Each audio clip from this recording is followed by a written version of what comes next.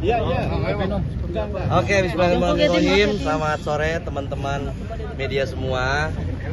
Kehadiran saya berdiri teman-teman media ini mewakili Bang Deo Lipa karena tadi izin ke saya karena beliau kurang enak badan untuk mewakili untuk sidang Mas Faris RM hari ini tanggal 4 September. Namun karena situasi kemarin kurang kondusif, yang seharusnya jadwal hari ini kan sidang online untuk Faris RM. Namun karena ini agendanya putusan, idealnya terdakwa harus hadir di persidangan. Makanya ditunda untuk sidang offline minggu depan tanggal 11 September hari Kamis.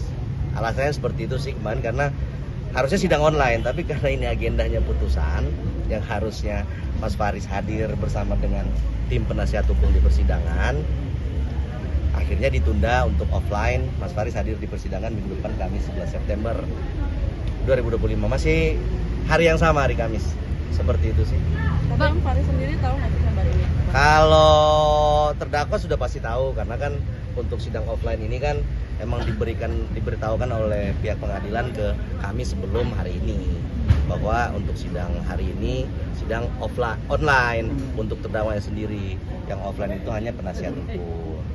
Bang, ada ganjalan apa sebetulnya Bang ketika sidang online itu tapi terdakwa tidak dihadirkan? Kalau itu kan langsung dari pihak pengadilan ya, itu kan mungkin karena kejadian kemarin, alasannya kan menjaga kondusivitas, takutnya dalam perjalanan terjadi suatu hal kan, ya kita kan tidak ada yang tahu untuk hal seperti itu kan, yang namanya musibah siapa yang tahu sih, kan begitu. Akhirnya diputuskan untuk online. Namun karena ini sidang agendanya putusan, ya kata udah sidang dengan sidang terakhir lah, nggak ada sidang lagi setelah ini kan, kecuali ada pernyataan banding dari kami penasihat hukum ataupun pernyataan banding dari jaksa penuntut umum, baru akan ada sidang lanjutan. Tapi karena ini sidang akhir diharapkan offline, makanya ditunda untuk minggu depan sidang offline. Terdakwa atau Mas Faris sendiri itu hadir di persidangan untuk minggu depan hari Kamis. Bang, Tapi Om Faris Sama putusan tapi Mas Farisnya ada di sini offline, hadir bersama dengan kita teman-teman untuk di sidang terbuka untuk umum. sejauh ini Faris sendiri gimana Bang menghadapi putusan ini, seperti apa Bang Faris? Kalau Mas Faris kebetulan kemarin kita baru ketemu juga di rutan ya. Kalau Mas Faris memang dia sudah sangat siap dengan segala situasi dan kondisi. Beliau mengatakan ke saya, ya terima kasih bro sudah berjuang membantu saya. Apapun hasilnya beliau menerima.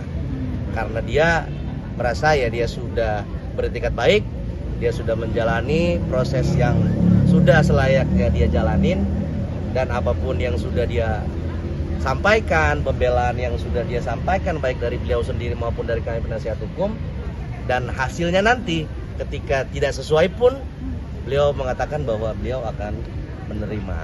Termasuk seperti soal itu. rehabilitasi ya kalau ditolak ya?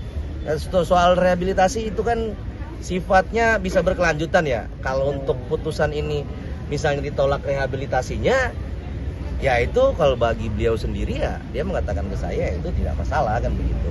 Karena kalau untuk rehabilitasi kan ini kita namanya itu kan orang sakit ya, kita bisa juga mengajukan sendiri kan untuk melakukan rehab kan, seperti itu tanpa harus melalui putusan pengadilan. Kenapa kita minta di pengadilan? Karena memang beliaunya kan memang sakit kan, memang ketergantungan, makanya harus permintaan lewat putusan pengadilan seperti itu. Bang, untuk kondisi kesehatan Faris RM sekarang? Kalau Mas Faris kesehatannya alhamdulillah sampai dengan saat ini sehat walafiat, nggak ada tidak satu kurang apapun lah.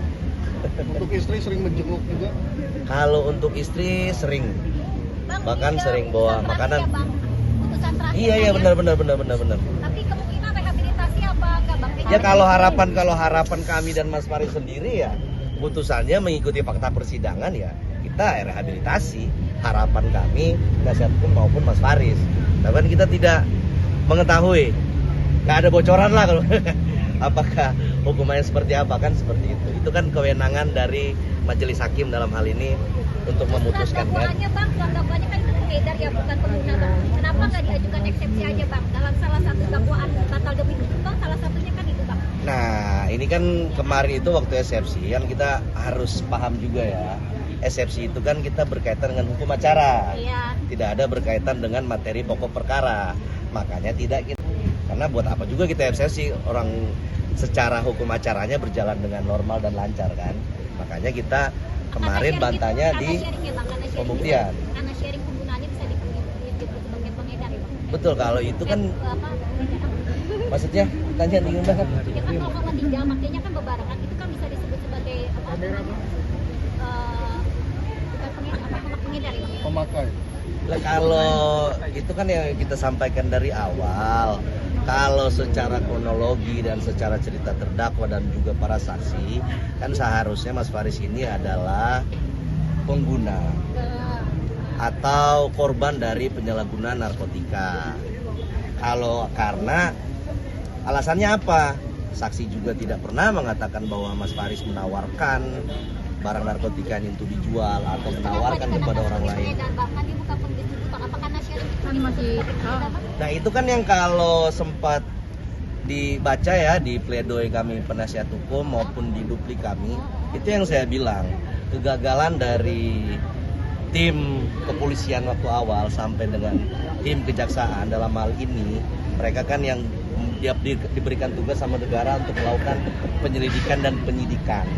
Kegagalan mereka untuk menangkap opung, kalau teman-teman dengar saksi memberitahukan bahwa barang itu dapat dari mana, orang di nama opung yang di daerah Jakarta Utara, akhirnya menumbalkan Mas Faris yang seharusnya pengguna menjadi dianggap sebagai pengedar, kan seperti itu.